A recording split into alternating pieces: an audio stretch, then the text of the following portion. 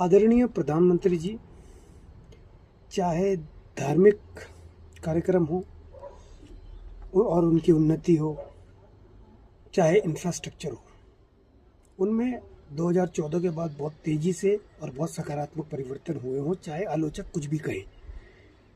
और हर सरकारों में आलोचक होते हैं और ये बहुत अभूतपूर्व चेंजेस हैं जो सड़कों में, इंफ्रास्ट्रक्चर, रेलवे, हर जगह नज़र आ रहा है। और धार्मिक भी बहुत अच्छी तरह से आपने जो है उनको अंजाम तक पहुंचाया है, बहुत अच्छे आपने उसके लिए काम किया है।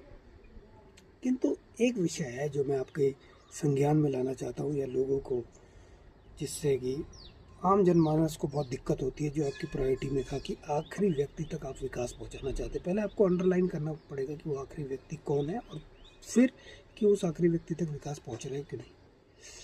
हम कहीं ना कहीं उस आखिरी व्यक्ति में मिडिल क्लास को भूल जाते हैं। मिडिल क्लास इस वक्त सबसे ज़्यादा सफ़र कर रहा है। अगर आप देखेंगे तो उसमें जो सबसे बड़ा उदाहरण है वो छोटे दुकानदार का है। फ़र्ज़ कीजिए कि आज से 10 साल पहले, फ़र्ज़ क्यों, ये हकीकत है, आज से 10 साल पहले एक दुकानदार किसी भी चीज़ को, सपोज़ कीजिए कि एक आटे का बैग वो 200 रुपये का खरीदता था तो 210 का बेचता था, तो उसको 10 रुपये का प्रॉफिट होता था। आज वही बैग वो 300 रुपये का खरीद रहा है, 350 रुपये का खरीद रहा है, 360 रुपये का बेच रहा है। मतलब उसका प्रॉफिट ऑफ मार्जिन उतना ही है, और उसकी आपने लागत बढ़ा दी, या आपकी नीतियों ने लागत बढ़ा दी, या आपका ध्यान नहीं है, जो भी है। लेकिन परिवार के मुखिया होने के नाते इस तरफ भी ध्यान देना, इस तरफ भी अपनी जो सोच है, जो अपनी सरकार है, उसको इस तरफ मोड़ना, वो भी आपका काम है।